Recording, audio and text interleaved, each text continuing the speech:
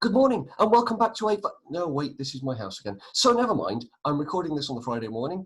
These are the answers to Friday's quiz. It's the 26th of June. My hair is as awful as always. I'll just try hard not to look at the screen too much whilst I'm on it. So without further ado, let us do the bad YouTube thing. Well, I'll do the bad YouTube thing of not looking at the camera whilst I switch my screen. Here we go, the answers. Now then, we didn't do as well this week. We only got 15 out of 20. However, Lola, you absolute hero, you got very few questions wrong. Unfortunately, the other commentators, the other people who provided answers didn't always get it right, and I go with the majority opinion. That's how I do it. So, question 1. Which country has been criticised for its choice to stop reporting COVID-19 infection statistics? All of them could have been an option, but it was in fact Brazil. Last week, authorities in the country stopped publishing a running daily total for deaths and infections linked to the virus. The move has had critics label the move as an attempt to hide the full toll of the disease in Brazil, which makes perfect sense. Bolsonaro has said that it doesn't exist, and therefore there's no point reporting on it. Question 2. Dame Vera Lynn passed away last week, sadly, at the age of 103. Is there a death that isn't sad? I don't know of one. What was she well known as? Well done, she was a wartime singer. She had sold more than 1 million records by the age of 22, best known for performing hits such as We'll Meet Again and The White Cliffs of Dover to troops on the front line in countries including India and Egypt, though neither of those were particularly high-selling singles. Recently, she had become the oldest artist to get a top 40 album in the UK, beating her own record when her greatest hits album re-entered the charts at number 30. Why is Kim Yo-jong, the sister of North Korea's leader, threatening retaliatory measures against South Korea? It's balloons carrying rice and anti-North leaflets have been floated across the border to North Korea. The sister of North Korea's leader has warned of retaliatory measures against South Korea that could involve the military, so presumably not sending rice and leaflets. I don't know, rice and leaflets seems fairly tame. Question 4, what sort of bird is shown here? Well done, it's of course a puffin. Lots of huffing and puffing on that one. I'm sorry.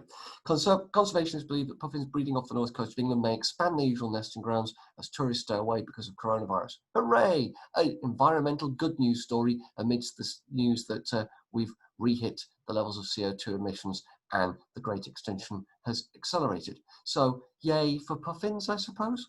Question 5. It's been announced that the 93rd Academy Awards, Oscars, are being postponed. How many times have the awards been postponed in the past? Surely should we have the awards? Anyway, it's 3 times. The ceremony was postponed because of disastrous flooding in Los Angeles in 1938. In 1968, it was delayed 2 days following the assassination of Dr. Martin Luther King Jr. And in 1981, it was put off for 24 hours after President Ronald Reagan was shot in Washington, D.C. I didn't know any of those things. I mean, I knew the events, but I didn't know that they delayed the Oscars because of it. Question 6, and Toby, I'm disappointed here. Footballer Marcus Rashford has led a successful campaign about which of the following? I rely on you, Toby, for sporting news. It's B, an extension to the free school meal voucher scheme. His campaign prompted a government U-turn that will see parents claim vouchers for about 1.3 million children in England during the summer holidays. But he told a BBC Breakfast, there are more steps that need to be taken. No kidding. Prime Minister Boris Johnson praised the England Star's contribution to the debate around poverty after claiming only to have heard about it on the day he made the U-turn, despite the fact that several days earlier, the previous day, his spokesman had said something about it, and a week earlier, he'd been told about it in Parliament by the Leader of the Opposition. So make of that what you will. Good old Boris Johnson. Let's not call him by his proper name, Alexander the Pfeffel Boris Johnson. Question 7.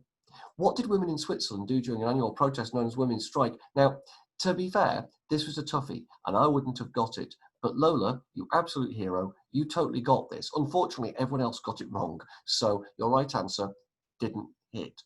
Apologies. It is, in fact, they staged a mass minute-long scream. Thousands marched in Geneva and other Swiss cities screamed in unison for a minute last week.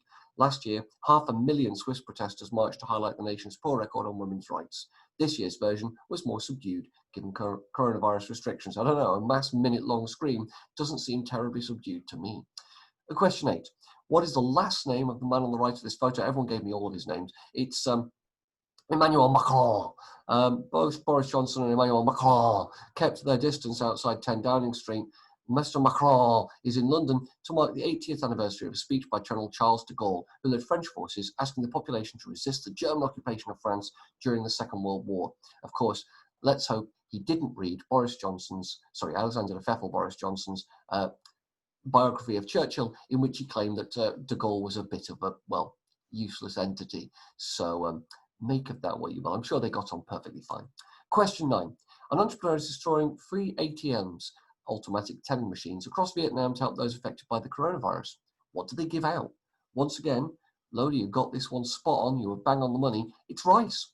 Businessman Hoang Tuan An built the first rice dispensing machines in Ho Chi Minh City to support those who had lost their jobs. The ATMs, which give out 1.5 kilograms of rice at a time, became so popular, he's building more around Vietnam. That's kind of cool. I like that. The operator of the UK's Premier League goal line technology system has apologised after an error denied a goal in a recent match. What's the name of the technology system? Now, I got this wrong because I assumed that the answer was actually the cricket thing. And I think it is, but it might be the same company. It's Hawkeye.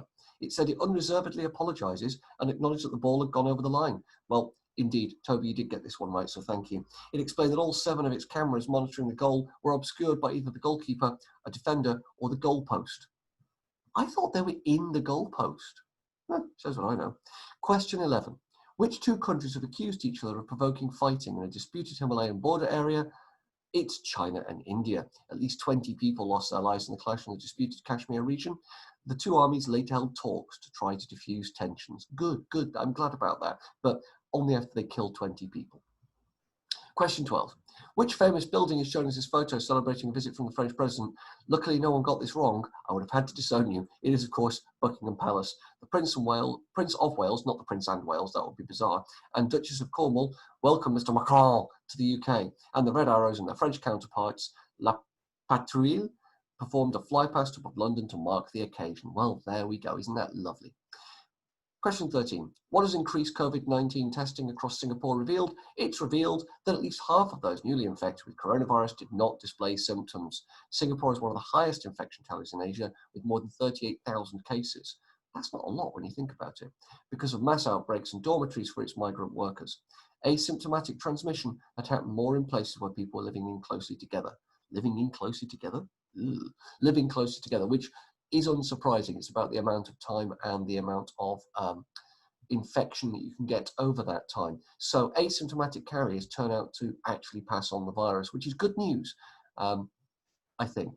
Our government has said they don't. Question 14. Scientists who have been studying the behaviour of bee colonies have recorded 2 distinct sounds made by queen bees. The sounds have been described as, now everybody went with low-pitched buzzing and humming, which makes sense, but actually it's tooting and quacking. The tooting noise was the queen moving around the colony, announcing her presence to the workers, a bit like her own trumpets, I suppose, while the responding quacks were from other queens that were wax sealed inside their special cells, but were ready to emerge. Well, I never. Question 15. Researchers believe that ancient footprints in South Korea may belong to, everyone was different on this one, it was dogs or humans. Nobody went for the right answer. It's 3-meter-long crocodiles that walked on 2 legs. The footprints were initially thought to belong to an ancient flying reptile called a pterosaur, the ancestor of modern birds. But researchers now say they belong to 3-meter-long crocodiles that walked on hind legs as tall as the average adult human, creating footprints some 24 centimeters long. That is brilliant. I love it. I don't know what we do with that information, but I love it. Danger Mouse was right all along, apart from being fantastic and amazing and the greatest superhero in the world. Secret agent, not superhero. Question 16. Which Central American country has this flag? And there were options. You all got it right. It's Panama. Question 17. What is India using as makeshift hospitals as COVID-19 outbreak in the country worsens? You all went with parking buildings, which makes perfect sense, but it's actually railway carriages. The nation hopes to create 8,000 more beds by doing so. India's total caseload reached 308,993, the 4th highest in the world, including more than 150,000 recoveries. Our country does not record recoveries. Which country has Lisbon as its capital city? Of course, it's Portugal. Well done. A man who created a real-life treasure hunt 10 years ago has announced that the treasure has finally been found. Where was it found? In the Rocky Mountain wilderness. A chest worth more than $1 million was hidden a decade ago by an art and antiquities collector who created the treasure hunt. I think I remember this happening. Forrest Fenn posted clues to the treasure's whereabouts online and in a 24-line poem that was published in his 2010 autobiography, The Thrill of the Chase. Well, there we go. And which person does this statue represent? And yeah, obviously you got this one. It is Churchill. The statue of Winston Churchill was recently targeted by protesters. Yeah, it was spray painted. and then boarded up for protection, which I guess wasn't spray painted. It has now been uncovered for a visit by the French President Emmanuel Macron. Historical monuments across the world have been toppled over. Yeah, historical monuments. I mean, do people actually read what they write? They mean statues. They mean statues. They're not historical monuments. Over the past 2 weeks, as Black Lives Matter protesters marched through the streets to call out racism, though none of them, not one of them, have called for the removal of Churchill as a statue. It's interesting that they're making that connection. Following the death of an African-American man, George Floyd, in Minneapolis last month. Yes, way to simplify the events, quiz writers. That is, of course, the end of the quiz and my usual ranting about the quiz questions, but hopefully that reflects what's in the news. I find it remarkably pro-news, if that makes sense. That's the wrong phrase. I'm pro-news. Huh. Anywho, aside, back to normals. And yeah, have a lovely day today. I believe there are going to be thunderstorms. It's pretty cloudy where I am at the moment, which is good because last night was really warm and I struggled to sleep. I hope you had better sleep and I hope you have a lovely day. Thank you as ever, if you have been, for watching. And yeah, I will end with the now traditional ending, which is just me grinning at the camera, let's be honest. But can you tell if I freeze frame or if I'm still just, frozen?